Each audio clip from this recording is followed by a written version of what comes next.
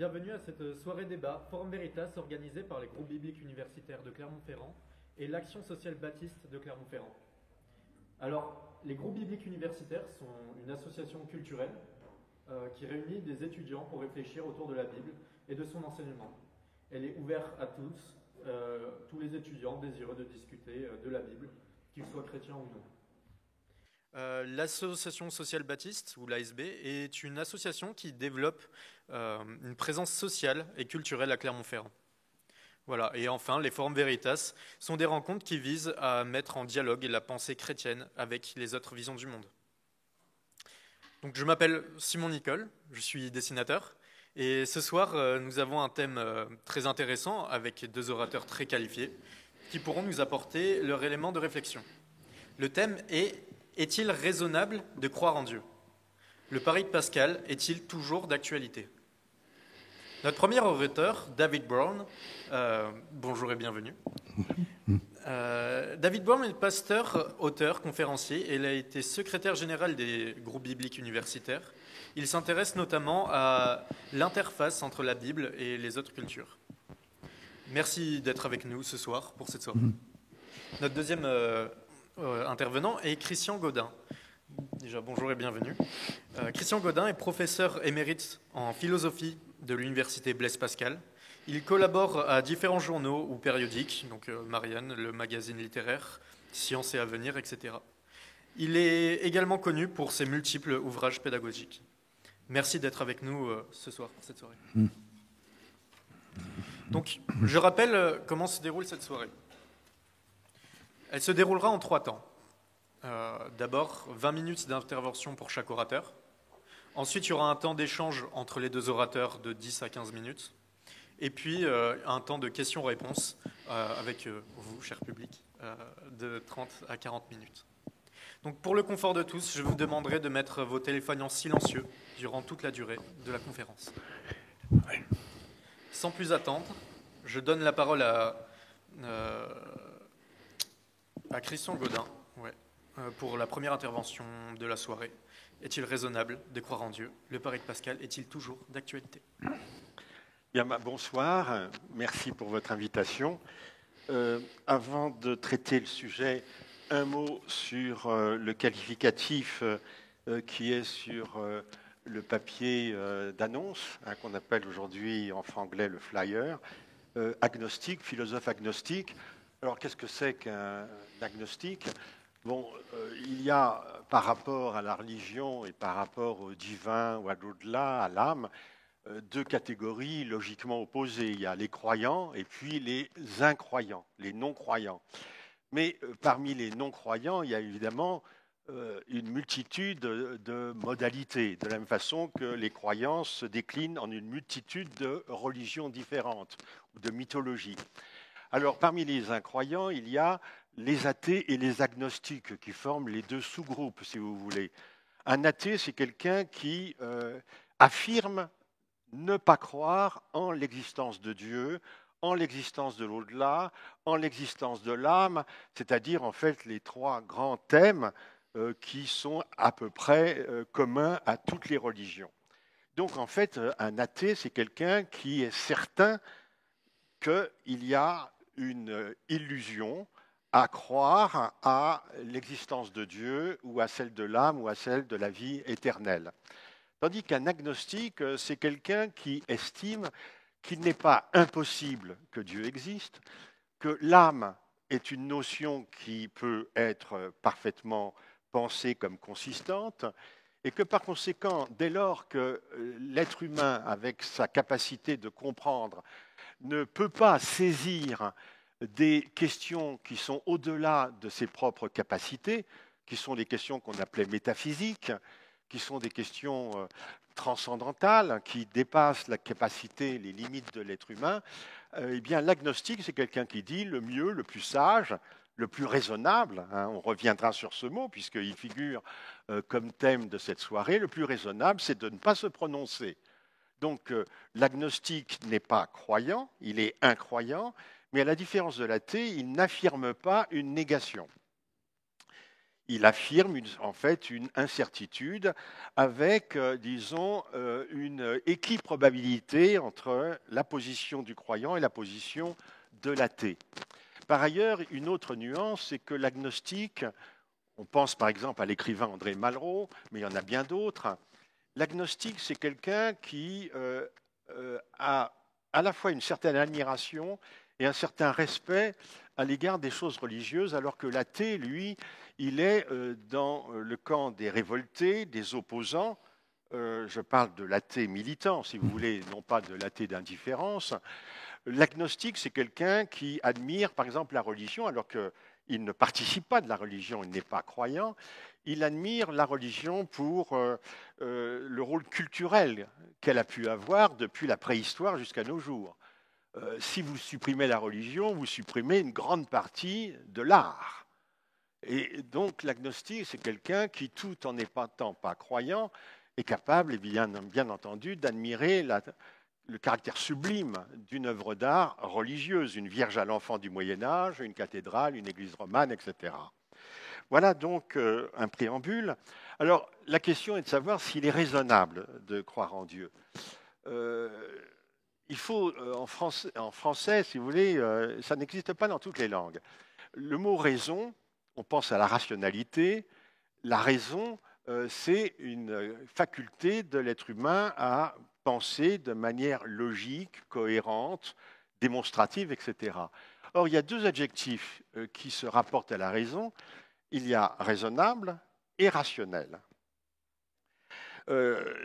Est-il raisonnable de croire en Dieu? Ce n'est pas la même chose que de dire est-il rationnel de croire en Dieu? Parce qu'à ce moment-là, est-il rationnel de croire en Dieu? La réponse, elle est presque immédiatement négative, sans avoir à beaucoup réfléchir. La différence entre le rationnel et le raisonnable, c'est que le raisonnable, ça touche la raison pratique, c'est-à-dire la morale, la politique, l'éthique, alors que le rationnel touche les questions spéculatives, logiques, intellectuelles. Et il est clair, en effet, que à la question de savoir s'il est raisonnable de croire en Dieu, eh bien, effectivement, là, il y a une controverse réelle qui peut opposer ceux qui disent que même sur le plan pratique, moral, après tout, la croyance en Dieu n'est pas quelque chose qui est conforme à la raison morale.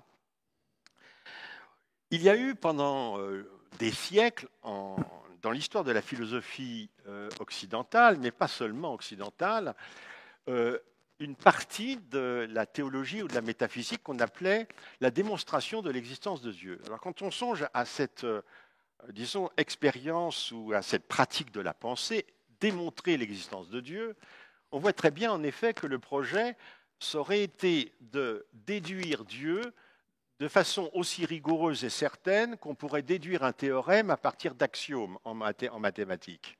Et de la même façon qu'on peut déduire, par exemple, le théorème de la somme des trois angles d'un triangle qui est égale à 180 degrés à partir d'un certain nombre d'axiomes qui sont les axiomes d'Euclide, eh bien, il y a certains philosophes, aussi bien dans l'Europe chrétienne, en islam, dans la religion judaïque et même ailleurs, par exemple en Inde, qui pensent que même s'il est vrai que la religion et Dieu sont des questions qui sont transcendantes, c'est-à-dire qui dépassent infiniment le plan de notre expérience quotidienne, c'est-à-dire de notre travail, de notre divertissement, de notre vie sociale.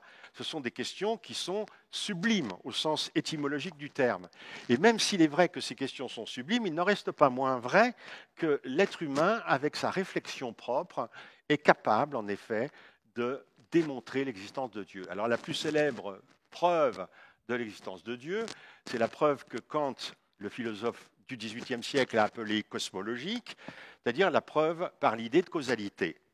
On part de l'axiome que rien n'existe sans rien, que tout ce qui existe est né de quelque chose, l'univers existe, ça c'est l'observation élémentaire, donc l'univers vient bien d'une cause, et cette cause, c'est Dieu. Donc la preuve cosmologique ou la démonstration de l'existence de Dieu par la causalité, c'est donc l'idée qu'on peut raisonner, donc on voit comment on applique l'idée de causalité, qui est un raisonnement qui est en honneur dans les sciences expérimentales, à la question métaphysique donc de l'existence de Dieu. Et c'est vrai que même si la plupart des croyants ne savent pas ce que c'est que la preuve cosmologique, je crois qu'ils ont en tête très majoritairement cette idée-là, que finalement, il est impossible que l'univers, alors pas seulement l'univers, il y a aussi l'ordre de l'univers. Il y a le fait que l'univers existe, mais le fait que l'univers n'est pas un tas de sable chaotique, que l'univers représente un certain ordre avec une multitude de finalités externes et internes. Il y a des exemples célèbres de l'œil et de la vision. Il y a l'exemple célèbre de toutes les relations très compliquées que la science écologique a observées dans le domaine des êtres vivants, où toutes les espèces sont corrélées les unes avec les autres. On sait très bien que, par exemple, qu'il y a tout un ensemble de paramètres qui ont permis l'existence de l'être vivant sur Terre.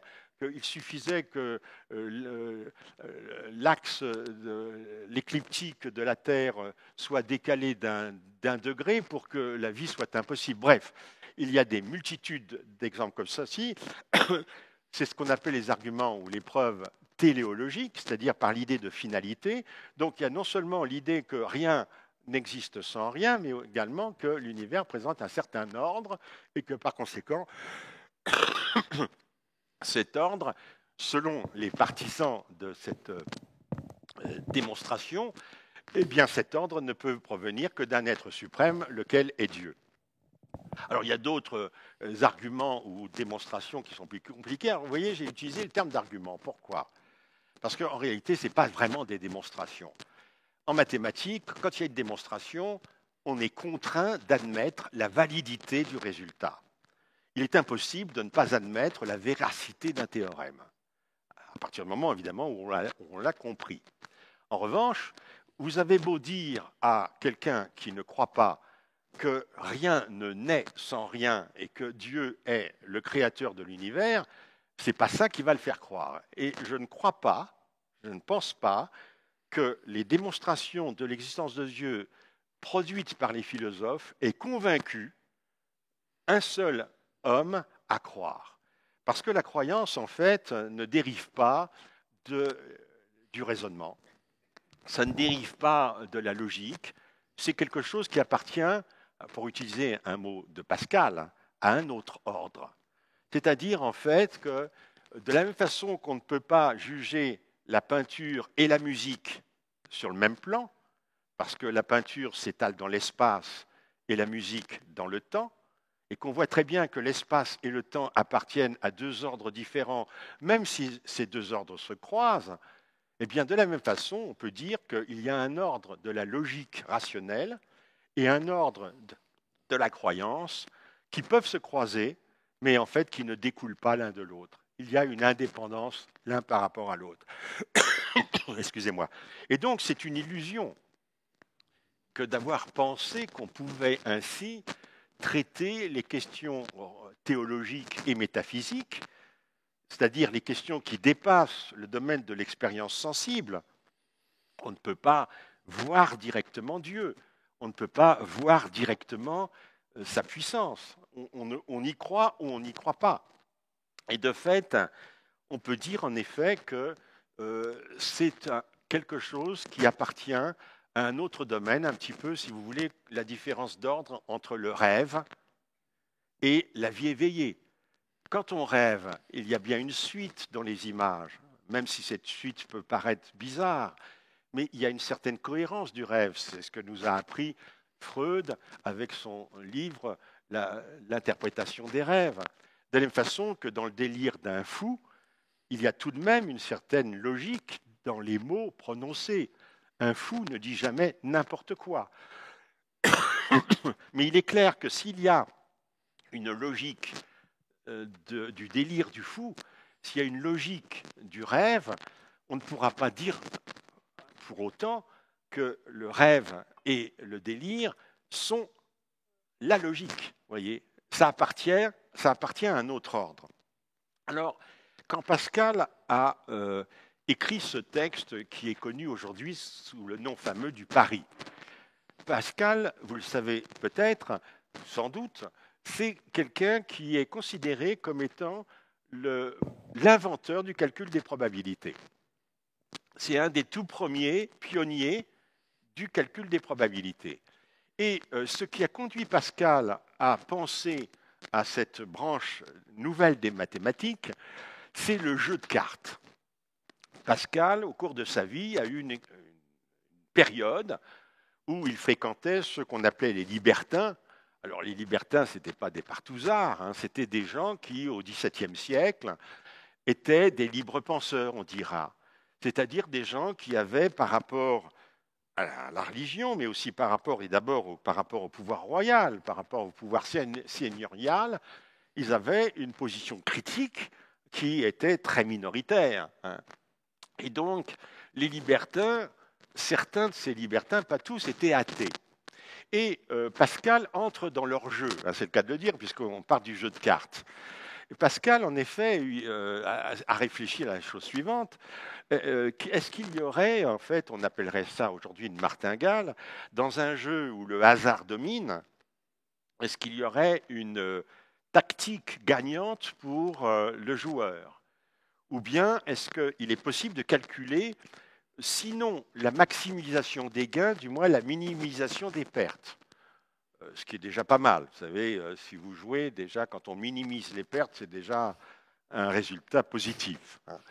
Eh bien, à partir de là, Pascal a écrit ce texte qui est connu sous le nom du pari, c'est-à-dire qui est comme une transposition de la structure du jeu dans le domaine de la croyance. Vous connaissez en fait le centre, le thème central du pari. Pascal dit nous sommes embarqués. C'est-à-dire, quoi que nous voulions, quoi que nous fassions, nous sommes sur Terre, nous avons une existence et nous sommes obligés de prendre position par rapport à l'existence de Dieu. Même si on est analphabète, si on n'a rien d'intellectuel, on ne peut pas ne pas prendre position. C'est ça que Pascal veut dire quand on dit nous sommes embarqués. On pourrait donner un exemple actuel, plus moderne. Il est impossible de s'abstenir réellement dans le domaine politique. Quand quelqu'un ne vote pas, en réalité, son abstention est un choix politique. C'est-à-dire qu'en fait, l'abstention a un sens politique, même si l'abstentionniste ne le veut pas. Et ce que nous dit Pascal, c'est que l'être humain, il a une vocation, si on peut dire, métaphysique, même s'il ne s'en rend pas compte. Pascal, d'ailleurs, est un des grands penseurs qui ont annoncé ce qu'on appellera plus tard l'inconscient.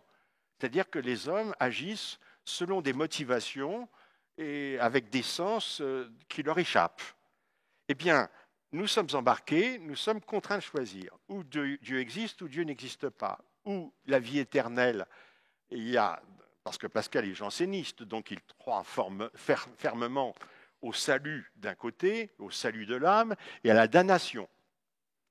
Et la question est, en fait, pour Pascal, le dilemme est le suivant. Si je pense que la vie après la mort n'existe pas, que Dieu n'existe pas, que la vie que je mène est la seule vie, à ce moment-là, mon intérêt immédiat, c'est de prendre le maximum de plaisir dans cette vie. Ce que Pascal appelle le divertissement. Vouer sa vie au divertissement. C'est-à-dire, en fait, se moquer de tout ce qui peut exister après, puisque cet après n'existe pas, au moins jouir dans l'instant présent et le maximum, le plus longtemps possible. Ça, c'est le point de vue du libertin athée. Et puis, il y a celui qui se dit, bien sûr, il y a cela, mais je risque tout de même gros, et je suis dans la position d'un joueur qui donnerait toute sa fortune sur un seul coup de dé ou un seul jeu de cartes. Et Pascal nous dit, ça, ce n'est pas raisonnable. Il n'est pas raisonnable de jouer une vie éternelle de damnation simplement pour avoir quelques instants de plaisir, quelques instants de divertissement dans une vie qui est extrêmement courte. Voyez.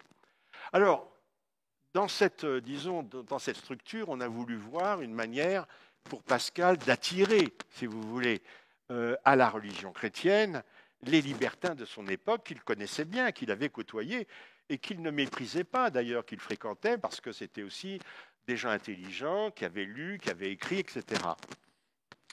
Alors, comme je vous l'ai dit à propos de la démonstration de l'existence de Dieu, il est fort douteux qu'un athée ou un agnostique soit ébranlé par ce genre d'argument. Et donc, c'est la raison pour laquelle il vaut mieux utiliser le terme d'argument plutôt que le terme de démonstration ou de preuve. La démonstration et la preuve, ça, c'est ce qu'on trouve dans les sciences. Et une démonstration, une preuve sont des producteurs de vérité. En revanche, l'argument est producteur de sens. Mais un argument, il a, par opposition à la démonstration et la preuve, une certaine fragilité. Parce qu'à un argument, on peut toujours opposer un argument contraire. Vous voyez, prenez l'exemple justement de la prétendue démonstration cosmologique, c'est-à-dire de la preuve cosmologique par la causalité. On dit Dieu est la cause de l'univers. Alors, l'incroyant va répondre, mais alors quelle est la cause de Dieu, puisque tout a une cause? Le croyant va répondre, mais Dieu est cause de soi. La fameuse causa sui, qui parcourt toute la littérature scolastique du Moyen-Âge. Dieu est une exception. Il est le seul être qui n'a pas de cause extérieure à lui-même. Il est la cause de lui-même. Mais alors à ce moment-là, l'athée, l'incroyant peut répondre, si vous admettez que quelque chose puisse être cause de soi, eh bien vous pouvez admettre que c'est l'univers qui est cause de soi. Et dès lors, en effet, que vous admettez une exception, pourquoi ne pas faire cette exception pour l'univers et pourquoi faire justement une exception pour Dieu, voyez? Donc, ceci pour vous dire qu'un argument, il a du sens, il est solide, ce n'est pas n'importe quoi, mais en même temps, à la différence de la démonstration qui est absolument nécessaire, c'est-à-dire on est contraint d'admettre la véracité d'un énoncé, l'argument, lui, pensez ce qui se passe en histoire, en psychologie, en psychanalyse, en politique. Les arguments, ils ne se valent pas, il ne faut pas dire qu'ils sont tous égaux, mais à un argument, même solide, on peut opposer un autre argument solide. C'est là que s'introduit en fait la croyance. S'il y a croyance, c'est bien qu'il n'y a pas que du savoir. S'il n'y avait que du savoir, il n'y aurait pas de croyance. Si je dis, je crois que Melbourne est la capitale de l'Australie, là je parle d'une croyance qui n'est pas religieuse. Mais vous voyez, croire que ou croire à, ça veut dire ne pas savoir. Si je dis je crois que Melbourne est la capitale de l'Australie, ça veut dire que je ne le sais pas. Parce que si je savais que c'est Canberra la capitale de l'Australie, je ne dirais pas je crois que Melbourne est la capitale de l'Australie. Donc la croyance est en fait dans le défaut de la connaissance, dans le défaut du savoir. Et c'est aussi dans le défaut de la rationalité. La rationalité, en effet, est impuissante à démontrer l'existence de Dieu, mais elle est aussi impuissante à démontrer son inexistence. Parce que l'athée, lui, il n'est pas plus fondé que le croyant à penser que Dieu n'existe pas. Rien ne le prouve que Dieu n'existe pas. Et que par conséquent, dès lors que nous avons affaire non pas à une rationalité logique démonstrative et à une connaissance certaine, eh bien la croyance offre la possibilité à un éventail très ouvert, lequel éventail ouvert, vous le savez, a été, on peut dire, estampillé par la valeur philosophique et républicaine de la laïcité. C'est de là que ça vient. La laïcité, ça vient d'où? Ça vient du fait qu'on ne peut pas, en matière de croyance et d'incroyance, dire les uns ont raison, les autres ont tort. Alors que dans le domaine du savoir, il y a des gens qui ont raison et des gens qui ont tort. Puis il y a aussi ceux qui hésitent. Donc, de fait, on peut dire que la croyance, elle est forcément raisonnable si elle invite à des actions pratiques qui sont elles-mêmes raisonnables. Elle est complètement déraisonnable si elle invite à des actions déraisonnables comme le fanatisme, qui se décline, vous le savez, selon les deux modalités contemporaines du fondamentalisme et de l'intégrisme. Et en revanche, on peut dire qu'aucune croyance n'est en soi rationnelle, parce que ça appartient à un autre ordre que celui de la raison. Dernier mot sur l'objet de la croyance, à savoir Dieu. Qu'est-ce que ça veut dire que croire en Dieu? On s'interroge sur la croyance, mais quand on voit justement que le contenu Dieu a pu être si divers à travers l'histoire des civilisations. Vous connaissez la boutade d'Einstein, quand on lui demandait « Est-ce que vous croyez en Dieu ?» et Einstein répondait « Définissez-moi d'abord Dieu et je vous dirai si j'y crois ou pas. » Voilà, merci bien.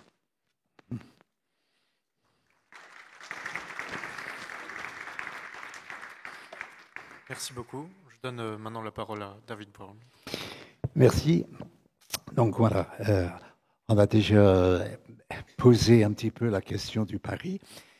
En fait, personnellement, je ne suis pas philosophe professionnel, je suis pasteur, donc avec un certain bagage théologique, et surtout, j'ai fait des études littéraires, j'ai fait des études de lettres. Et donc, dans mon intervention, j'aimerais surtout regarder les textes de Pascal et de voir ce qu'il a en fait dit. Donc, une approche littéraire veut dire que d'abord, on va regarder l'homme, qui est l'auteur, ensuite, on va voir l'ensemble de l'œuvre, et ensuite, on va placer le pari à l'intérieur de l'ensemble de cette œuvre. Bon, l'auteur, vous savez certainement beaucoup de choses sur Pascal, vous habitez Clermont, donc son lieu de naissance, mais c'est un génie. Donc, Jacques Attali, justement, a écrit la biographie de Pascal en disant que il a donné le titre « Le génie français » à son livre. Un génie au niveau scientifique. D'abord, tout jeune, il a été élevé par son père sans aller à l'école, avec des méthodes avant-gardistes, et son père l'amenait dans les salons scientifiques où il a épaté les gens un petit peu à un très jeune âge sur sa connaissance scientifique. Et donc, c'est Pascal qui a prouvé l'existence du vide, alors qu'à l'époque, le consensus scientifique, c'était plutôt que la nature a horreur du vide. Et donc, et comme on a dit tout à l'heure, dans les mathématiques, il a développé la notion de probabilité qui était en fait à l'origine du calcul infinitésimal que Leibniz et d'autres, quelques années après, ont pu mettre au point. Donc un génie scientifique, un génie au niveau de l'invention. Donc moi à Paris, j'habite Paris, je suis allé au musée où il y a la fameuse Pascaline, donc sa machine à calculer qu'il a réalisée avec l'aide d'horlogers. Et donc, selon Jacques Attali dans son livre, on n'a pas fait mieux avant le 19e siècle. Mais aussi, il a inventé autre chose. Et là, moins de gens le savent, il a inventé les transports en commun. Parce qu'avec justement un de ses amis libertins ou libre penseurs, le duc de Rohanès, il a imaginé à Paris donc ce système de transport où la carrosse à 5 sols part à heure fixe, à prix fixe, avec des correspondances. Ben actuellement donc c'est l'origine des transports en commun. Mais aussi un génie, je pense, au niveau de l'apologétique chrétienne. Donc l'apologétique, c'est l'art de défendre la foi chrétienne. Et justement, comme Christian a dit, avant Pascal, on s'est basé beaucoup sur ce qu'on appelle la scolastique. Donc c'était très livresque, des raisonnements où on s'appuyait sur des autorités, que ce soit Aristote ou la Bible, peu importe, mais on ne réfléchissait pas à partir de son expérience personnelle et des nouvelles découvertes. Et donc, tout cela, c'est la personne donc, de Pascal. Maintenant, pourquoi, on a déjà dit, pourquoi il a écrit cette apologétique, Christian l'a déjà dit, parce que lui-même, Pascal, s'est converti au christianisme. Sous l'influence de ces jansénistes, donc petit mot pour ceux qui ne savent pas, les jansénistes étaient basés sur la pensée et les écrits d'un évêque belge qui s'appelle Cornelius Jansen, qui a voulu ramener l'Église catholique aux écrits d'Augustin. Et Augustin, pour lui, c'était la grâce. Nous sommes sauvés, nous avons donc la libération de la condamnation de Dieu par la grâce. Ça veut dire que c'est la faveur imméritée de Dieu. Ce qui fait qu'en réalité, les jansénistes étaient très proches des protestants, parce que c'est un des points essentiels du protestantisme, que nous sommes sauvés par la grâce, sans nos œuvres. Donc, son apologétique est une défense de la foi chrétienne, pas de l'Église en tant qu'institution. Donc ça, il faut souligner cela. Il ne parle pratiquement jamais dans ses pensées du pape ou des sacrements ou de la Vierge Marie. Il est centré sur vraiment l'essentiel de la foi. Donc, comme j'ai dit, il s'est converti à l'âge de 31 ans. Il est décédé à 39 ans, donc en 8 ans, il a fait énormément de recherches, il a écrit énormément de documents. Et j'aimerais simplement lire quelques phrases de ce qu'on appelle aujourd'hui le mémorial. C'était son témoignage de conversion qu'il a mis dans la doublure de ses vêtements et qu'il a gardé toute sa vie caché dans la doublure de ses vêtements. Et voilà donc quelques phrases de ce mémorial. L'an de grâce 1654, lundi 23 novembre. Depuis environ 10h30 du soir jusqu'à environ minuit et demi, feu. Dieu d'Abraham, Dieu d'Isaac, Dieu de Jacob, non le Dieu des philosophes et des savants. Certitude, certitude, joie, paix, Dieu de Jésus-Christ. Donc, après cette conversion, comme Christian l'a dit, elle a voulu convaincre ses amis libertins à croire comme lui en Jésus. Donc, il a commencé à écrire. Et c'est le livre qui s'appelle aujourd'hui Les Pensées. Mais ce qu'il faut savoir, en fait, c'est que lui-même n'avait pas fini ce livre. Il a écrit énormément de pensées sur des petits bouts de papier qu'il a découpés au ciseau. Et il a percé des trous et il les a regroupés avec une ficelle. Aujourd'hui, en informatique, on dirait qu'il a fait des fichiers, en quelque sorte. C'était des pensées assez mobiles, hein, donc il pouvait les utiliser de différentes façons. Donc, il pouvait les utiliser dans des configurations différentes. Mais en réalité, on ne sait pas exactement dans quel ordre Pascal les aurait mis, et parfois il y a un petit peu on peut dire, de double emploi, parce qu'il a écrit des pensées qui étaient proches les unes des autres. Seulement on sait quelles étaient les grandes lignes du livre qu'il préparait, parce que lui-même l'a écrit. Et donc voilà ce qu'il écrit. La première partie du livre, la misère de l'homme sans Dieu. Et la deuxième partie, la félicité de l'homme avec Dieu. Donc la première partie, la misère de l'homme sans Dieu. La deuxième partie, la félicité de l'homme avec Dieu. Puis il explique autrement, il dit, la première partie, que la nature est corrompue par la nature même, c'est-à-dire par l'observation. Il observe la société et dit, voilà, nous sommes un peu corrompus. Deuxième partie, la félicité de l'homme avec Dieu, il y a un réparateur à démontrer par l'écriture. Donc, l'univers n'est pas totalement muet, un mot qu'il utilise des fois, parce que Dieu a parlé à travers le réparateur. Donc, nous, en théologie aujourd'hui, on dit le sauveur, mais j'aime beaucoup ce terme, réparateur. Je trouve que c'est très parlant, en fait. Il est le réparateur de l'humanité. Alors, quelques paroles sur la misère de l'homme sans Dieu, puis quelques paroles sur la félicité de l'homme avec Dieu pour arriver au pari. Donc, la misère de l'homme sans Dieu. La question que Pascal se pose, c'est pourquoi les gens ne cherchent pas? Bon, d'abord, on peut dire qu'ils cherchent le divertissement, mais logiquement, même aujourd'hui, on va dire, si on était tout à fait logique, on chercherait vraiment à savoir si Dieu existe. Et voilà un texte qu'il a écrit, parce qu'il s'est étonné de cette légèreté, donc je me permets de vous le lire. En voyant l'aveuglement et la misère de l'homme et ses contrariétés étonnantes qui se découvrent dans sa nature, et regardant l'univers muet et l'homme sans lumière, abandonné à lui-même, comme égaré dans ce recoin de l'univers, sans savoir qu'il y a mis ce qu'il y est venu faire, ce qui deviendra en mourant, j'entre en effroi. Je suis comme un homme qu'on aurait porté, endormi dans une île déserte, et effroyable et qui s'éveillerait sans connaître où il est et sans avoir aucun moyen de s'en sortir.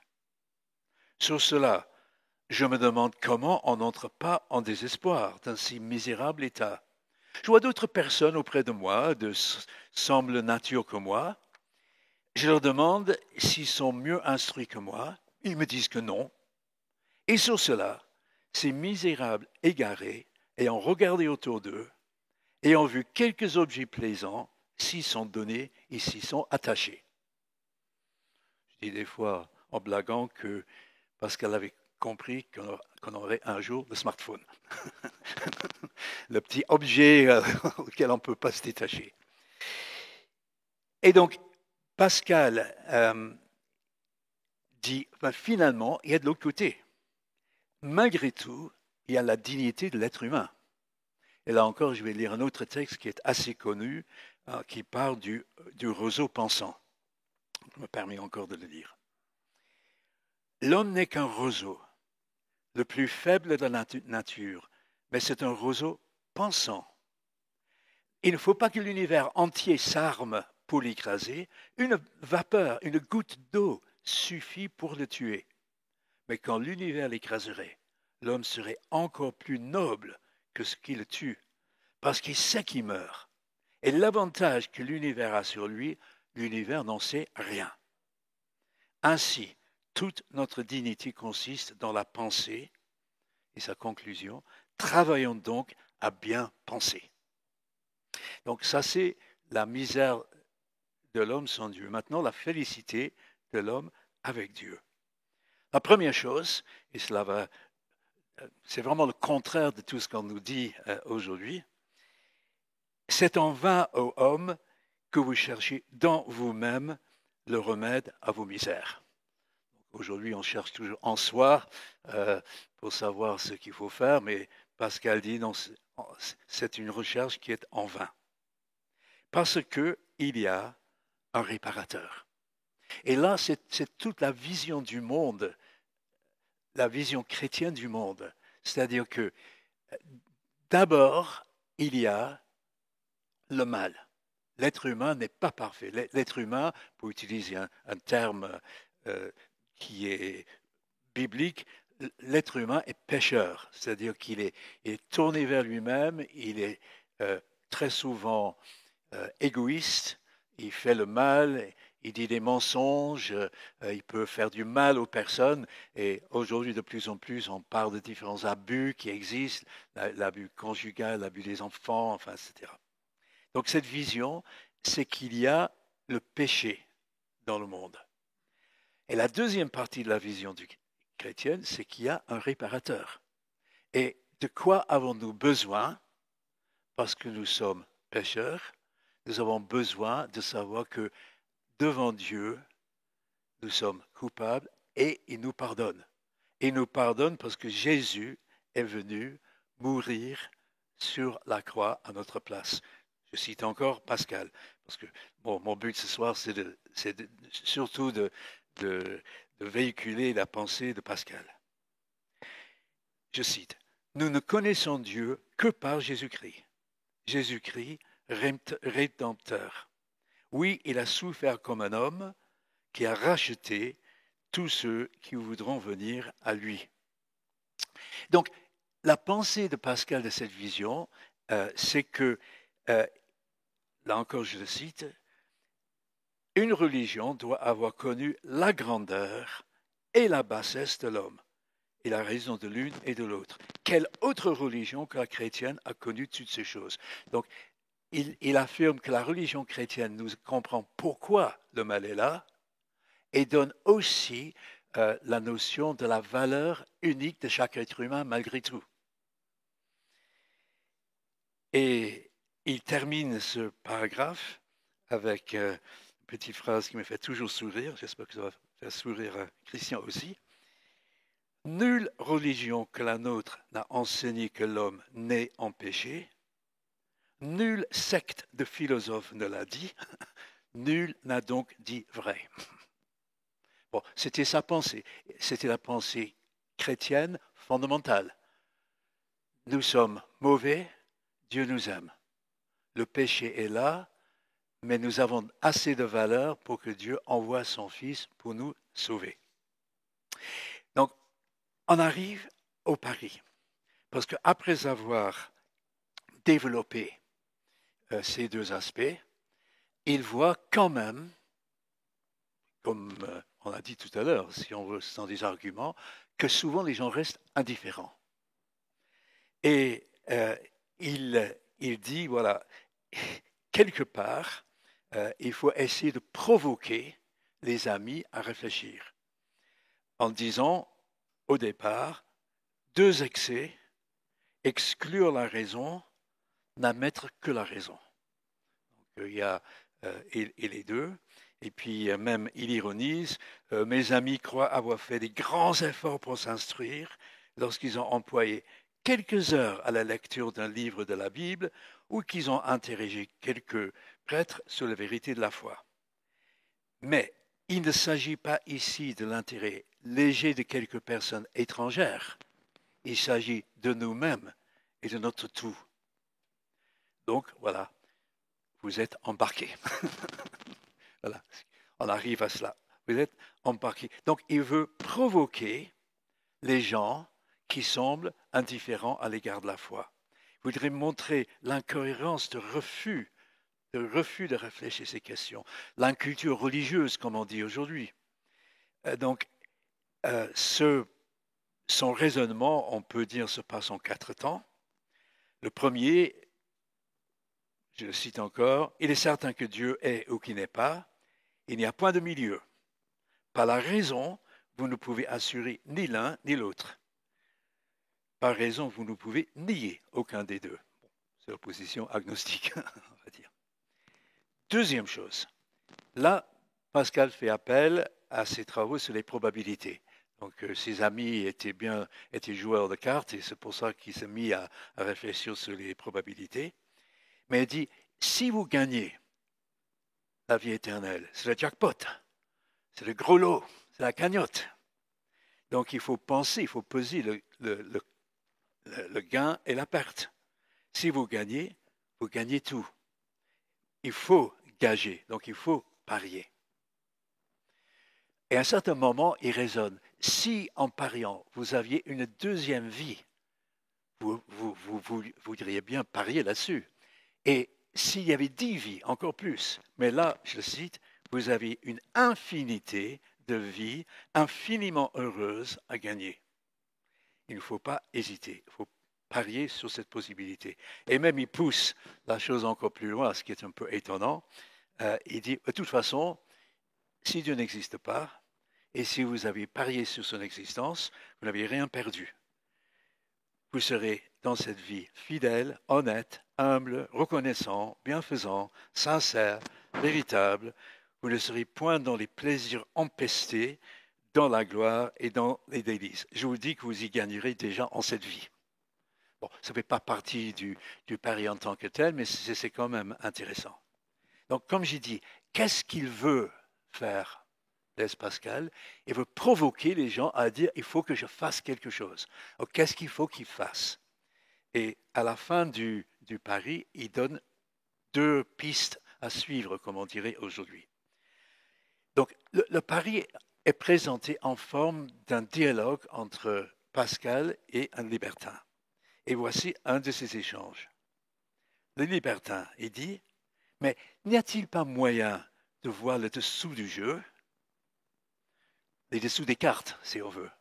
Et Pascal dit, oui, c'est l'écriture, c'est la Bible. Donc, autrement dit, Dieu révèle quelque chose que nous ne pouvons pas connaître autrement par notre raison. C'est vrai que il m'est arrivé en tant que pasteur de dire à des personnes, logiquement, puisque la vie est courte, et est-ce qu'il y a quelque chose après? Logiquement, vous achèteriez une Bible, vous achèteriez un Coran, vous liriez les Védas hindous, simplement pour voir ce qu'il y a. Et Pascal ne dit pas le contraire. Voilà ce qu'il dit. Qu'on examine sur toutes les religions du monde et qu'on voit s'il y en a une autre qui satisfait à ce que je suis en train de présenter. C'est vrai que beaucoup de gens disent, par exemple, toutes les religions sont les mêmes. Mais j'ai un ami qui avait la réponse, au moins la religion que je connais, parce que les gens ne connaissent pas souvent d'autres religions que la religion chrétienne. Mais pour revenir à la Bible, et je remets ma casquette littéraire, dans mon édition des Pensées de Pascal, il y a 440 pages. Les 200 dernières pages ont comme titre « L'épreuve de Jésus-Christ ». J'ai lu même que Pascal a appris l'hébreu au cours de ses 8 ans de vie chrétienne parce qu'il voulait vérifier si les prophéties de l'Ancien Testament étaient vraiment là par rapport à ce que Jésus a réalisé. Et ce qui est étrange, c'est que dans les manuels scolaires ou autres, on cite beaucoup de choses sur Pascal, mais ces 200 pages, je ne les trouve pas. Parce qu'en fait, mais pour lui, c'était vraiment très important. Donc la première chose pour lui, c'est au moins lisez la Bible. La deuxième chose qu'il dit, et c'est assez intéressant, il dit diminuez vos a priori subjectifs et émotionnels. Donc, 2 citations de Pascal. Travaillez donc, non pas à vous convaincre par l'augmentation des preuves de Dieu, mais par la diminution de vos passions. Ou, selon une autre phrase qui est très très connue, le cœur a ses raisons que la raison ne connaît pas. Qu'est-ce qu'il est en train de dire? En cela, il est extrêmement moderne. Il sait qu'il y a beaucoup de choses dans notre subconscient, dans les mécanismes de notre pensée qui nous poussent dans un certain sens à ne même pas vouloir aller dans le sens de la foi chrétienne. Des réactions psychologiques formées tout au long de notre vie. Des réflexes conditionnés. Vous connaissez la fameuse histoire de Pavlov, qui nourrissait ses chiens tout en faisant sonner une petite clochette. Et au bout d'un certain temps, les chiens salivaient rien qu'à entendre la sonnette, si on veut, la clochette. Quand j'étais en Roumanie une fois, un pasteur m'a dit, mais tu connais la suite de l'histoire, et dit, Pavlov va continuer à nourrir ses chiens, même après leur mort. J'ai trouvé ça si drôle. Diminuer les a priori.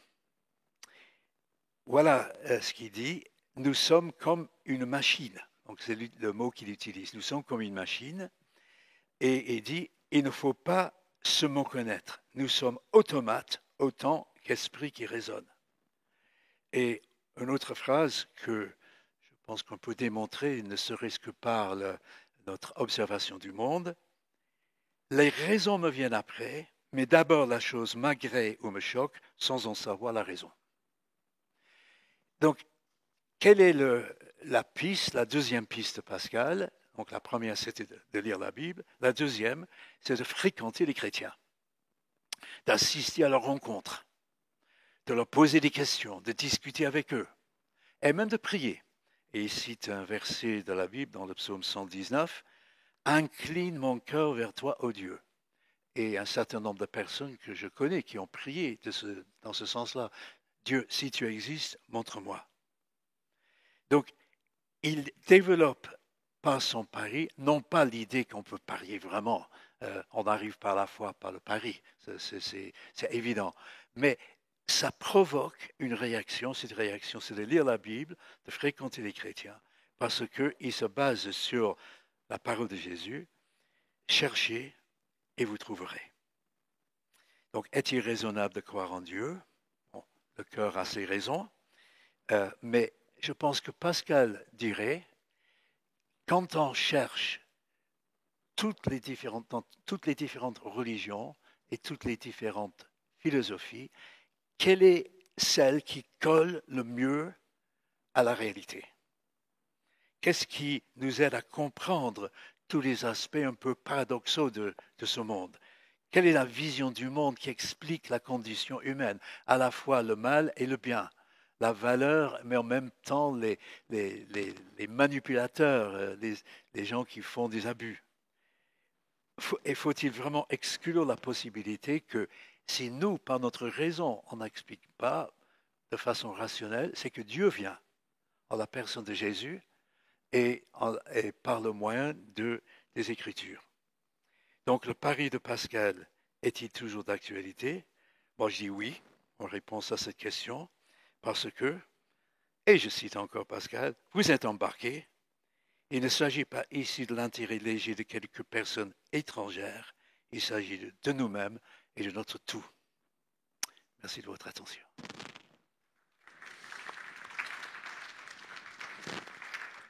Merci beaucoup. Du coup, on va passer à un temps d'échange entre les deux orateurs. Du coup, je donne la parole à Christian Godin, si vous avez quelque chose une question à poser. Enfin, non, pas une question, une remarque à faire pour David Blanc. Alors, pour un moderne, pour les modernes que nous sommes, dans un monde qui est largement sécularisé, à l'horizon même de ce que Nietzsche appelait la mort de Dieu, la vie que nous connaissons, l'existence que nous connaissons, depuis notre naissance jusqu'à notre trépas, ce n'est pas quelque chose de minuscule. Parce que le pari de Pascal tient à partir du moment, effectivement, il est rationnel de dire, s'il y a d'un côté un sacrifice dérisoire et de l'autre côté un gain colossal, il faut parier. Parce que si je perds rien. Si je gagne tout.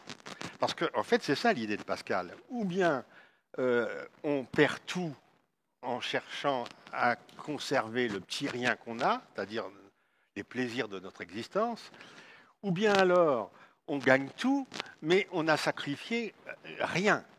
Or, même les croyants du XXIe siècle pensent que l'existence matérielle, sensible, visible de l'être humain, ce n'est pas rien. Si nous considérons par exemple la philosophie des droits de l'homme, on sait très bien que c'est un des points centraux de la modernité que de considérer qu'une vie humaine est, on peut dire, la valeur suprême, ce que l'on voit par exemple à l'occasion des cataclysmes, et tout le monde est absolument ému, et qu'on puisse consacrer des millions de dollars à chercher à sauver la vie d'un pauvre enfant dans les décombres d'un tremblement de terre. C'est-à-dire qu'en fait, nous sommes la première civilisation de l'histoire qui avons placé la vie humaine comme étant pas seulement une valeur parmi d'autres, mais comme étant la valeur suprême qui fonde toutes les autres valeurs. Puisque que vaut la liberté, que vaut l'égalité, la justice, la fraternité, s'il n'y a pas dans le socle de la vie, le fondement de la vie. Or, le point de vue de Pascal, si vous voulez, était tout autre.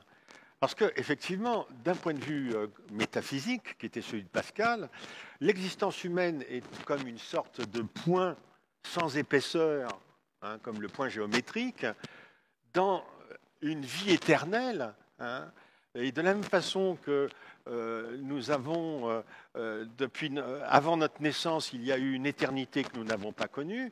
Après notre mort, il y aura une éternité. Par conséquent, la vie humaine est quelque chose qui est assimilable à un point, un petit point ou un grain de poussière. Or, même les croyants aujourd'hui n'envisagent pas la vie de cette manière-là. Et ça, c'est quelque chose tout de même qui fait que le pari de Pascal est aujourd'hui difficilement compréhensible, je crois, pour un lecteur moderne. Parce que on peut dire que engager sa vie, ce n'est pas rien. Même, on le voit bien, on a énormément de difficultés aujourd'hui à considérer qu'une vie peut être sacrifiée.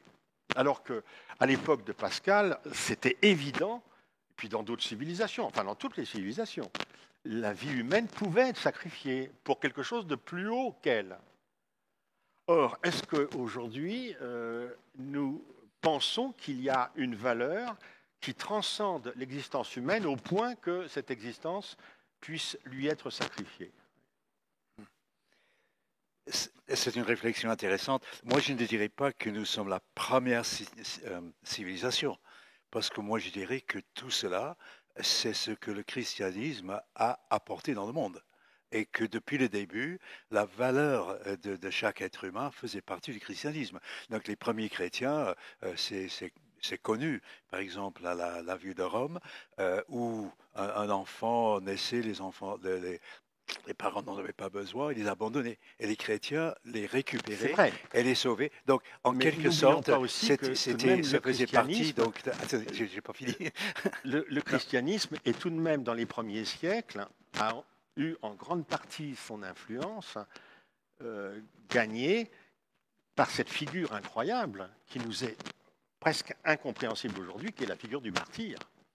Non, mais là, vous changez de sujet parce que nous sommes en train de dire que j'étais en train de développer l'idée que la question de la valeur de l'être humain vient en fait du christianisme. Ça je pense que l'on peut le Oui, ça, démontrer. c'est vrai. Ok, la valeur vient du christianisme. Le problème, c'est qu'aujourd'hui, ce pari, on peut le dire d'une autre façon, c'est que euh, toutes les valeurs qu'on a essayé de garder maintenant, c'est du plagiat.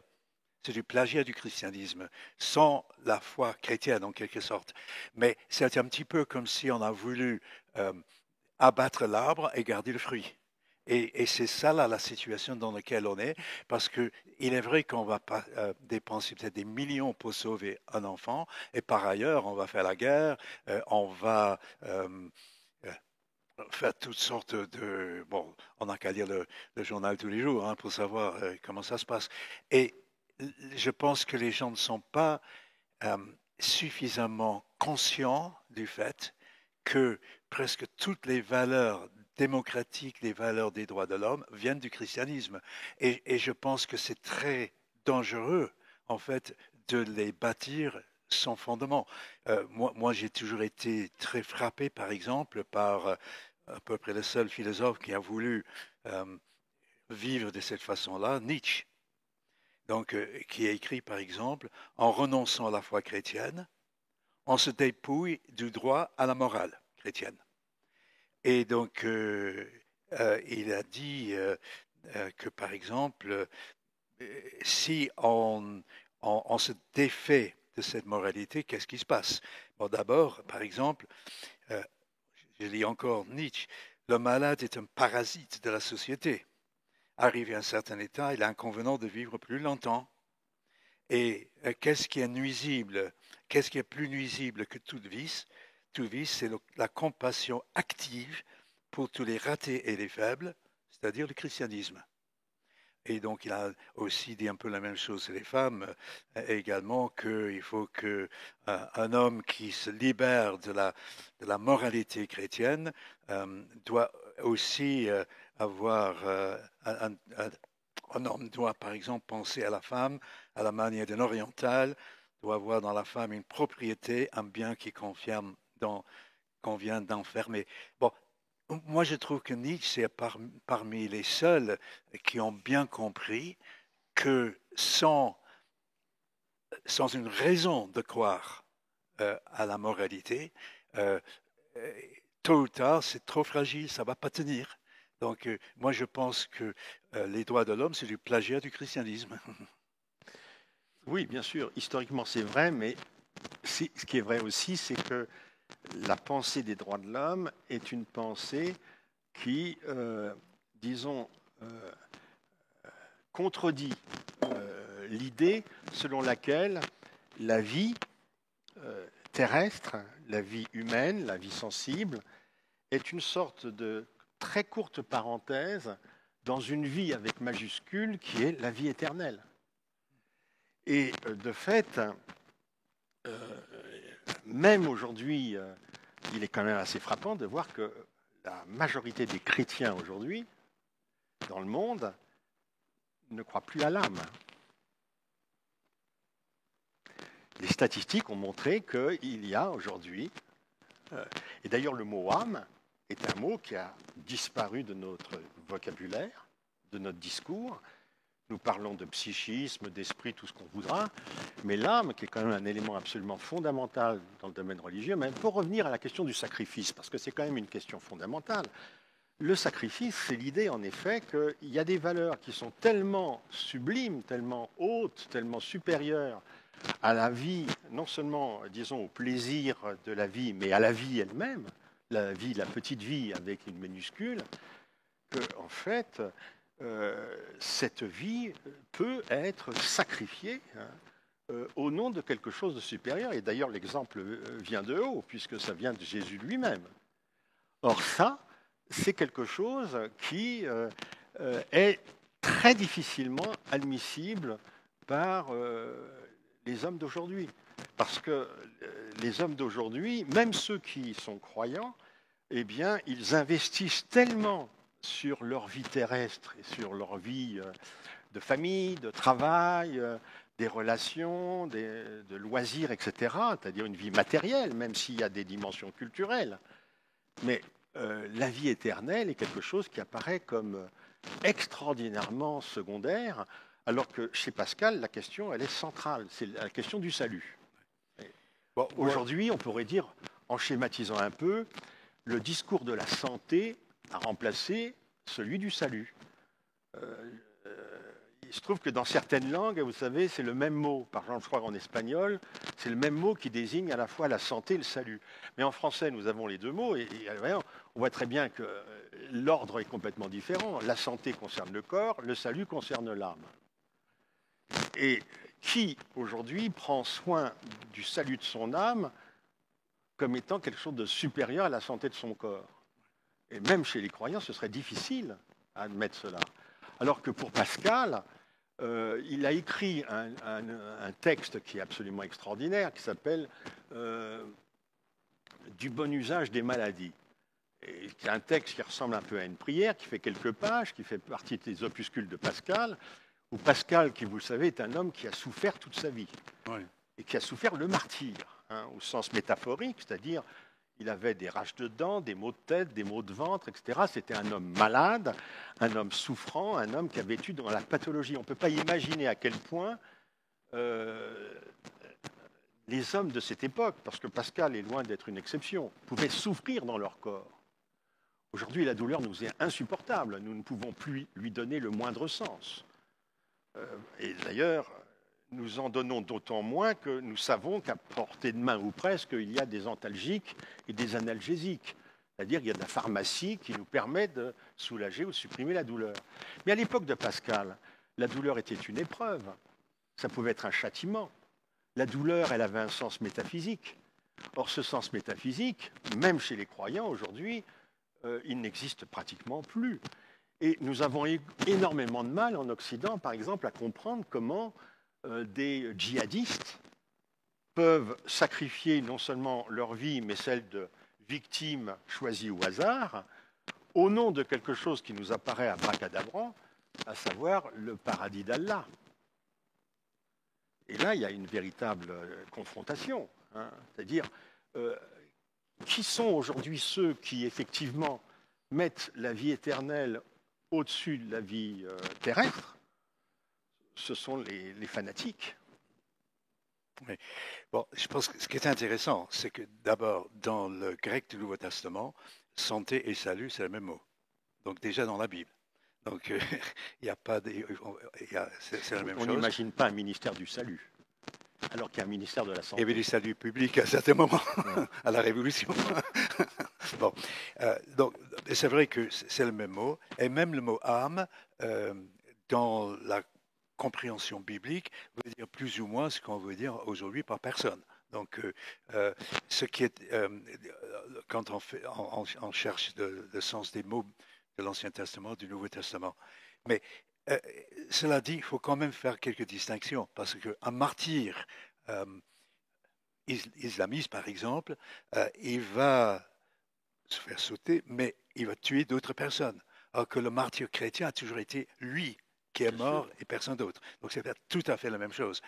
Maintenant, je suis un peu étonné par ce que vous dites, la majorité des chrétiens dans le monde. Ce n'est pas mon vécu.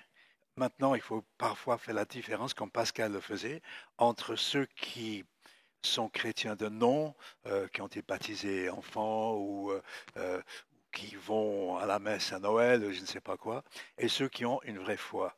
Parce que je trouve que euh, partout où je voyage, partout où je rencontre des gens, ceux qui sont vraiment chrétiens croient fermement à la vie éternelle, au jugement, à la vie éternelle. Ça, aujourd'hui, quel que soit le continent. Et donc, ce qui est intéressant, c'est que, je vais essayer de le dire avec une petite phrase pour situer bibliquement, c'est que d'une part, dans la Bible, le matériel et le spirituel ont une valeur égale.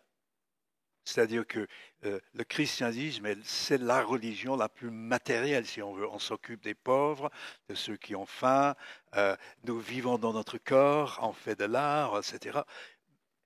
Mais l'éternel est plus important que le temporel. Et donc, je ne mets pas matériel et spirituel dans la même catégorie, le même ordre, pour citer Pascal, que éternel et temporel. Du coup, on va passer à la suite. Merci beaucoup pour votre intervention. Du coup, maintenant, ce sera au public de poser ses questions. Donc, je vais vous demander qu'elles soient courtes et qu'elles ne soient pas un développement ou un argument, mais vraiment une question. Et je vais demander du coup aux orateurs d'être concis pour qu'on puisse répondre au plus de questions possibles. Voilà. Ok.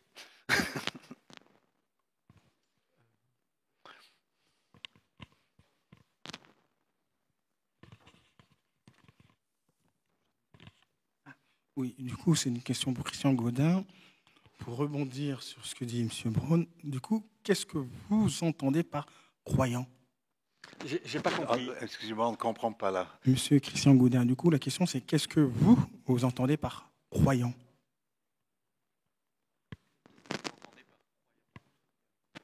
La croyance, c'est l'adhésion subjective à un objet sans la connaissance de celui-ci. Je crois que, circulaire, je crois que la croyance ne peut pas se définir autrement que par opposition à la connaissance ou au savoir. Ce qui d'ailleurs est conforme à l'usage courant. Cela dit, le verbe croire en français est assez riche parce qu'il se décline de trois manières. Il y a croire que, là on est dans l'incertitude. Si je crois que, je vais vous donner, tout à l'heure j'ai donné l'exemple de la capitale d'Australie, il y a croire à, qui est déjà plus intense, mais le plus profond c'est croire en. Et donc la croyance en Dieu, c'est autre chose que la croyance à l'existence de Dieu.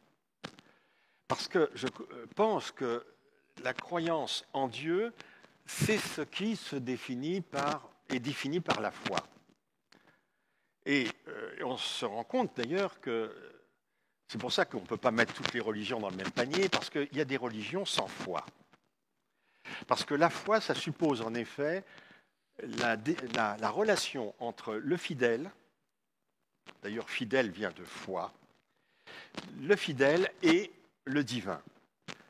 Alors que cette relation-là, qui est une relation de personne à personne, de personne physique, terrestre, à personne transcendante, cette relation, elle n'est pas dans toutes les religions. On ne peut pas dire que les Grecs avaient la foi en Zeus. Parce que Zeus n'était pas une personne. Zeus était une puissance, une individualité. D'ailleurs, la preuve que les dieux grecs n'étaient pas des personnes, c'est qu'ils n'ont pas de visage et ils ne disent rien. Yahvé ne fait que discourir dans la Bible. Il donne des commandements, des ordres. C'est un dieu moral. Aphrodite, Apollon, Zeus ne disent rien. Ils n'ont rien à dire aux hommes. Ils vaquent à leurs occupations, à leurs affaires. Ils n'ont rien à faire avec les hommes. Ça, c'est la différence fondamentale. Il n'y a pas de foi en dehors des religions monothéistes.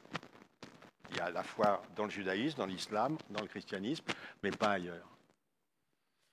Merci. Est-ce que vous avez quelque chose? Oui, mais je vais juste ajouter une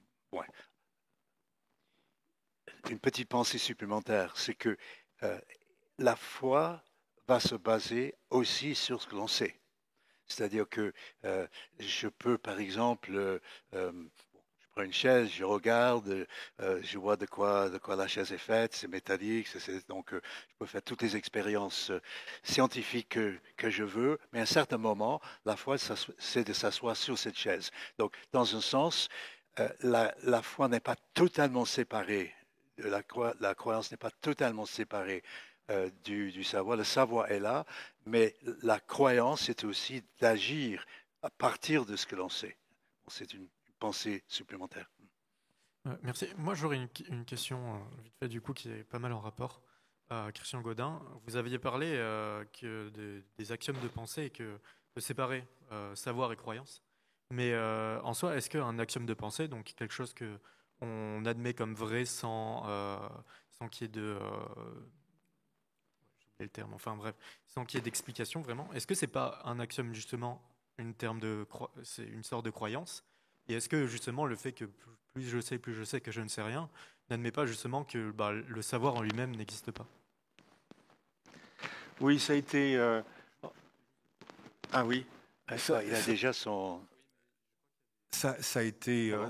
En fait, Ah, d'accord. c'est une des idées centrales de Nietzsche, c'est-à-dire en fait de dire que il y a une croyance dans la validité du savoir et que par conséquent, la science serait peut-être une croyance comme une autre, un peu plus efficace, un peu plus performante.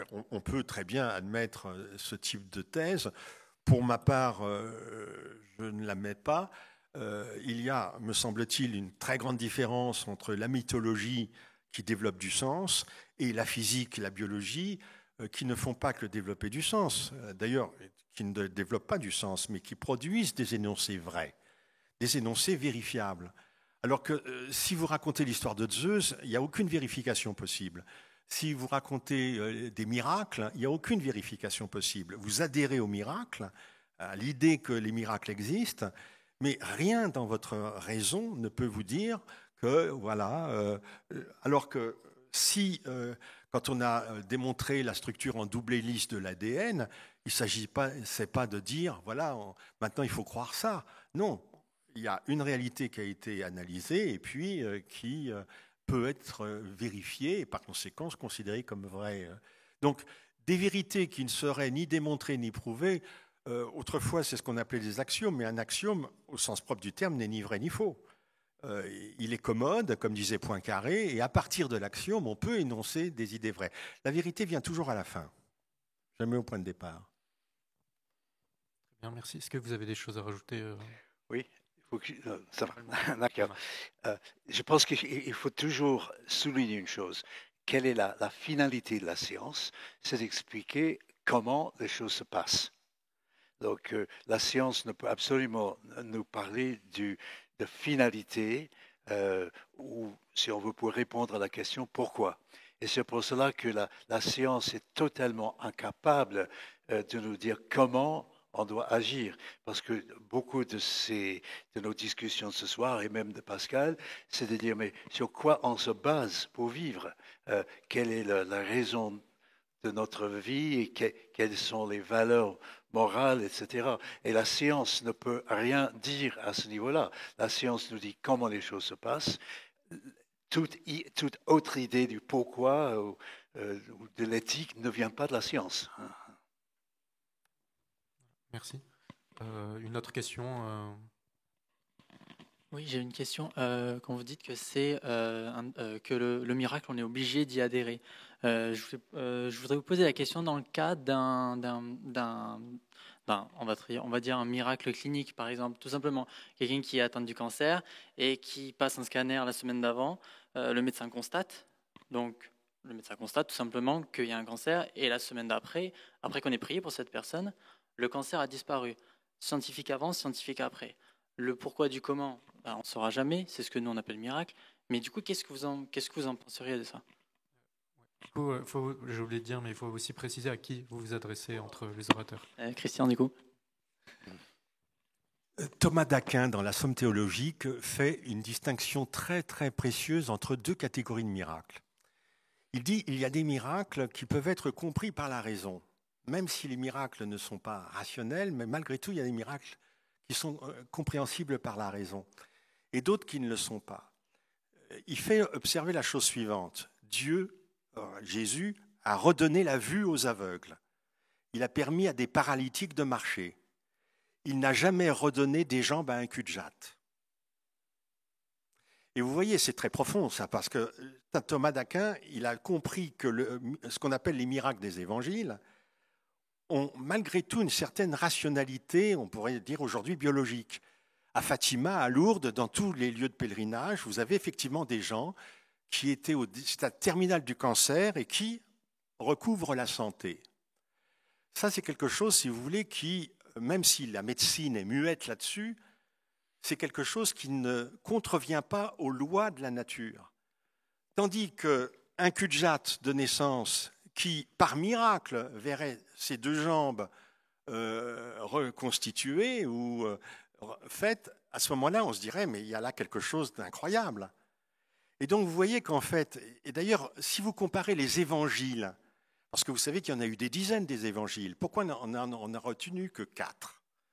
Le choix a été fait assez tôt, et c'est un choix extrêmement rationnel, parce qu'en fait, on a éliminé tous les évangiles qui racontaient des histoires abracadabrantes, où Jésus, par exemple, tout petit, fabrique avec de l'argile une colombe, il souffle dessus et la colombe s'envole.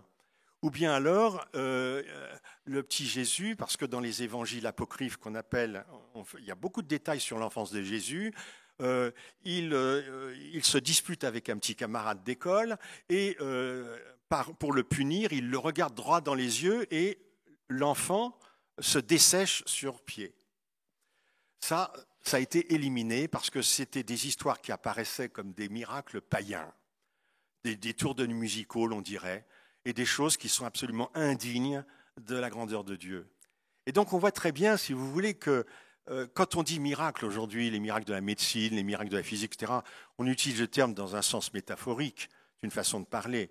En réalité, vous savez qu'il y a un bureau des miracles là, au Vatican, et il faut des dossiers extrêmement fournis avant qu'ils sont très très sévères pour dire qu'il y a eu vraiment un miracle. Vous savez, sur des centaines et des centaines de miracles déclarés, il y en a de temps en temps un qui a été véritablement estampillé comme vrai miracle.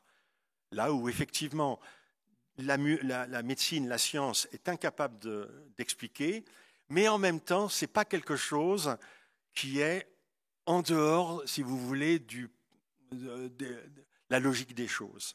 Comme par exemple un cancéreux, effectivement, chaque individu est une singularité.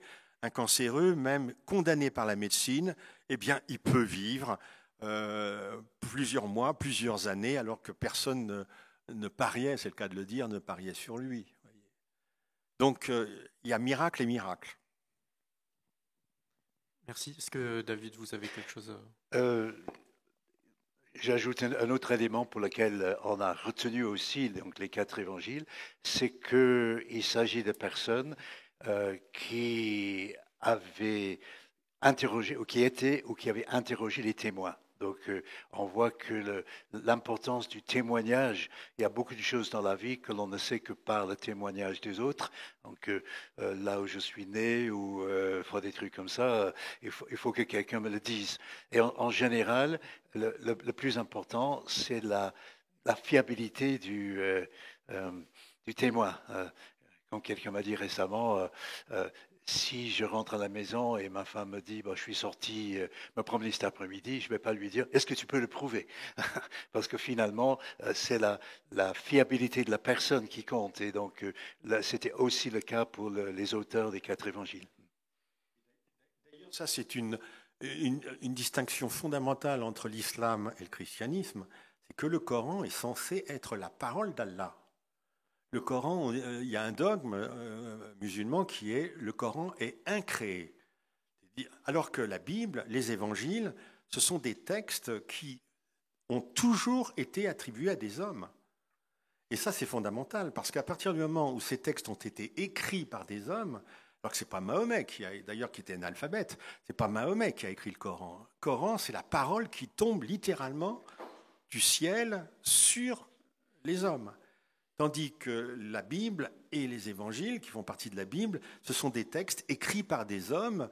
On a attribué des textes à Salomon, à David, et puis les évangiles aux 4 évangélistes, etc.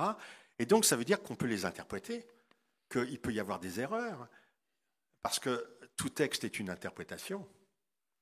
Et donc, quand on interprète un texte, on interprète une interprétation. Et ça, c'est à l'infini. Et donc, ça explique justement la grande scolastique du Moyen-Âge et le fait que le sens est inépuisable. Le sens est inépuisable.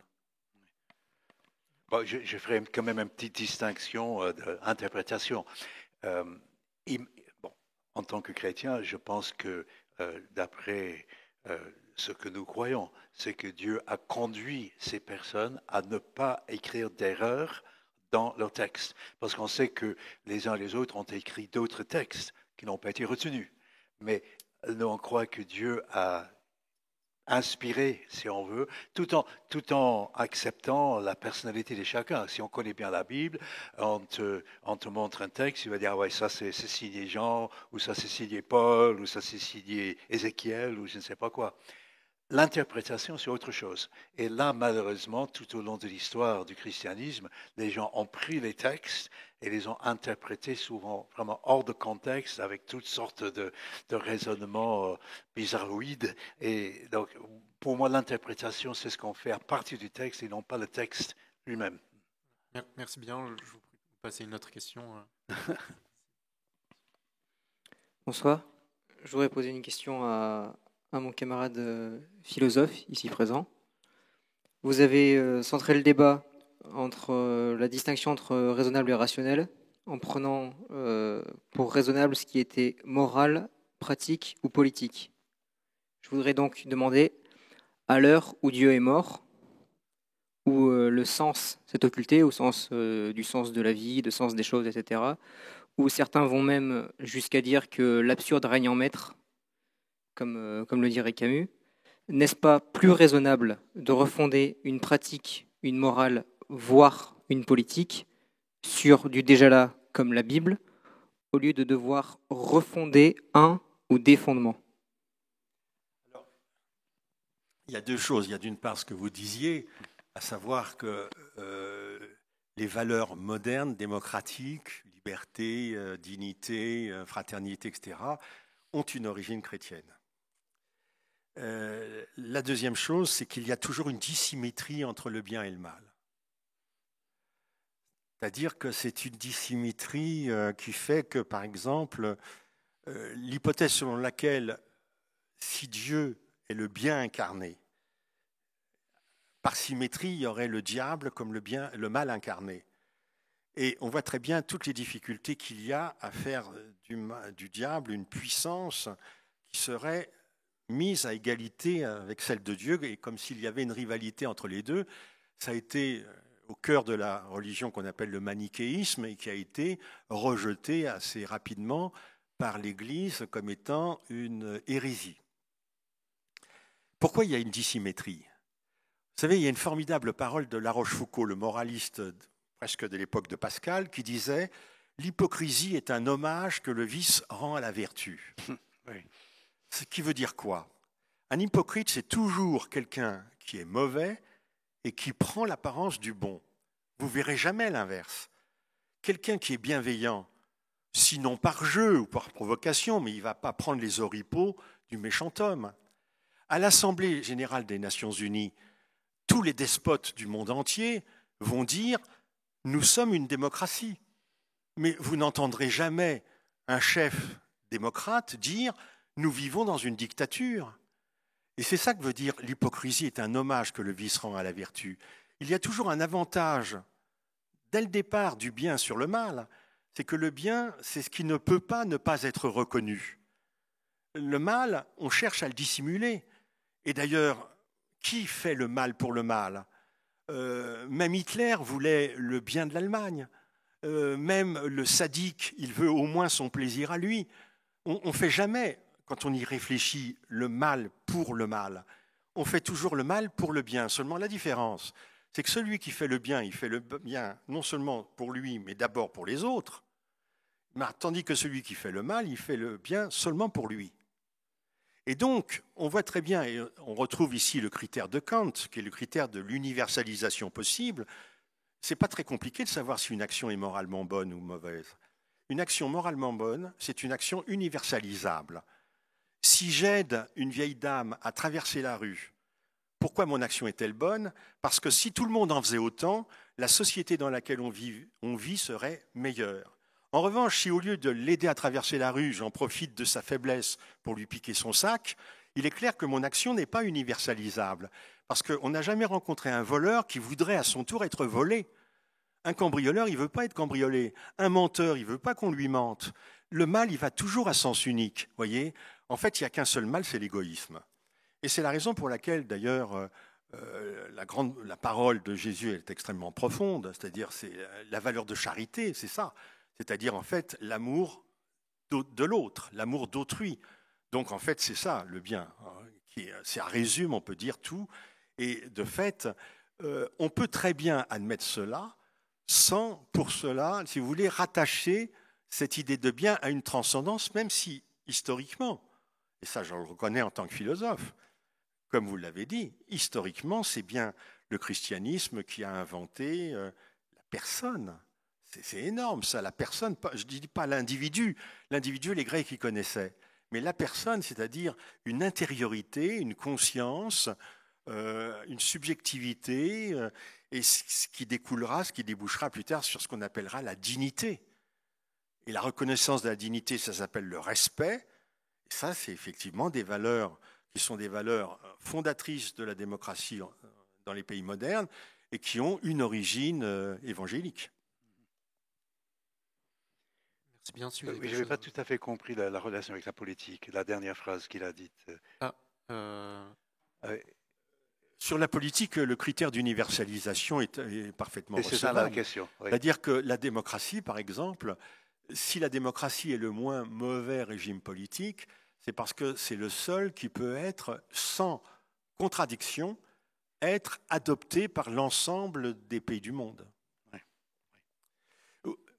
Regardez, dans l'histoire, vous n'avez jamais vu deux démocraties se faire la guerre. Les guerres ont toujours été les guerres entre deux despotismes ou bien entre un despotisme et une démocratie.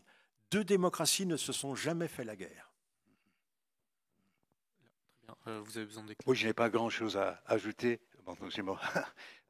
Je pense que là où nous en sommes aujourd'hui, surtout oui, dans nos pays démocratiques, c'est de vouloir gérer l'universalité par les lois. C'est-à-dire que et on ne s'occupe plus en quelque sorte de l'éthique.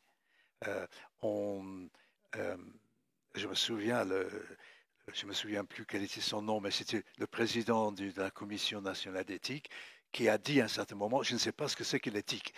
Donc, c'était pas évident. Donc, on le gère avec ce qu'on appelle le droit positif, où on dit tout simplement ce qu'on a le droit de faire ou ne pas faire.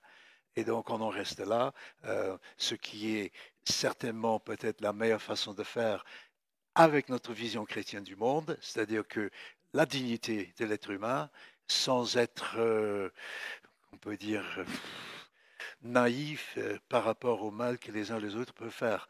Donc, on essaie de trouver le bon équilibre entre le fait qu'on doit faire appel aux bonnes intentions, mais en même temps, il faut beaucoup de lois pour empêcher les gens qui n'ont pas de bonnes intentions.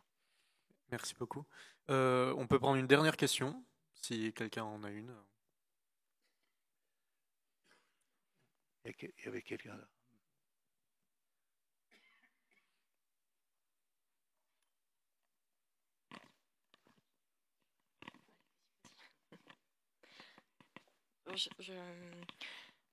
Je ne sais pas si je serais capable de m'exprimer sous forme de question seulement. Du coup, si... Il y avait quelqu'un d'autre qui voulait Voilà. poser une question, je pense. Non ouais, du coup, je reprends le pari. Donc, on a d'un côté l'option de croire, enfin, si on croit en Dieu, d'un côté, on va gagner ou pas rien perdre. Ce qu'on gagne, c'est quelque chose d'infini.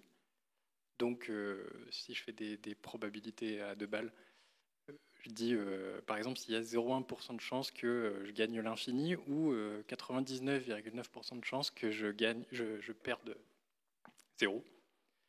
J'ai l'infini, enfin, comment dire, j'ai tout intérêt à parier. Bon, c'est de maths à 2 balles. Du coup, j'en viens à me poser la question, en quoi est-ce que c'est raisonnable de ne pas croire en Dieu? Qu'y a-t-il de raisonnable? Je pense que ce n'est pas raisonnable du tout, mais c'est-à-dire que de la même façon qu'on ne peut pas ni démontrer l'existence ni démontrer l'inexistence, il n'est ni plus ni moins raisonnable de croire que de ne pas croire en Dieu. Donc, parce que le raisonnable, c'est sur le plan d'une morale, d'une pratique qui est quotidienne, qui est en rapport avec les autres, tandis que avec la religion, nous sommes dans une autre dimension. Le rapport avec autrui est évidemment fondamental, mais il y a aussi autre chose. Vous voyez, quand on dit l'amour de Dieu, ça peut s'entendre à la fois au génitif objectif, c'est l'amour qu'on porte à Dieu, mais l'amour de Dieu, c'est d'abord l'amour que Dieu porte sur les hommes. C'est-à-dire au sens du génitif subjectif, c'est l'amour qui vient de Dieu et non pas seulement qui va à Dieu. Donc de fait, il y a cette dimension de verticalité qui est complètement absente de l'éthique. Dès qu'on parle d'éthique, ça veut dire qu'il n'y a plus de morale. L'éthique est foncièrement immorale. S'il y a des comités d'éthique, c'est parce qu'on n'est plus capable de réfléchir sur le plan moral. Et dire qu'un président de comité d'éthique qui dit qu'il ne sait même plus ce que c'est que l'éthique, alors ça c'est encore plus grave. Parce que déjà il a fait une croix sur la morale. Parce qu'effectivement la morale c'est quoi? C'est le bien et le mal. L'éthique c'est le bon et le mauvais. Ça change tout. Parce que le bon il est plus ou moins bon, le mauvais il est plus ou moins mauvais. Ce qui est bon le mardi est mauvais le mercredi, ce qui est bon en Belgique est mauvais en France. D'ailleurs les comités d'éthique ils sont nationaux. Il y a des lois d'éthique qui ne sont pas les mêmes sur l'euthanasie, la GPA, l'avortement, etc., d'un pays à l'autre. Qu'est-ce que c'est que ces lois qui changent d'époque, qui changent selon les lieux, qui changent selon les professions? Il y a autant d'éthiques que de métiers, l'éthique de la chasse, l'éthique de l'entreprise, l'éthique de l'environnement, etc. Vous imaginez, vous, une morale espagnole, une morale italienne, une morale monégasque, une morale belge? C'est absurde. Tandis que l'éthique, effectivement, est aujourd'hui une forme d'administration des choses qui a un vague vernis moral. Parce qu'en gros, la loi de l'éthique, c'est quoi? Ce qui est permis aujourd'hui sera autorisé demain. L'éthique est devenue incapable de fixer un interdit ou une obligation définitive. Or ça, c'est le cœur de la morale.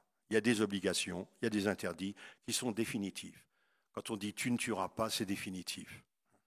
Or, l'éthique va vous dire, ça dépend, il faut voir, il y a les progrès de la science, les innovations médicales, etc.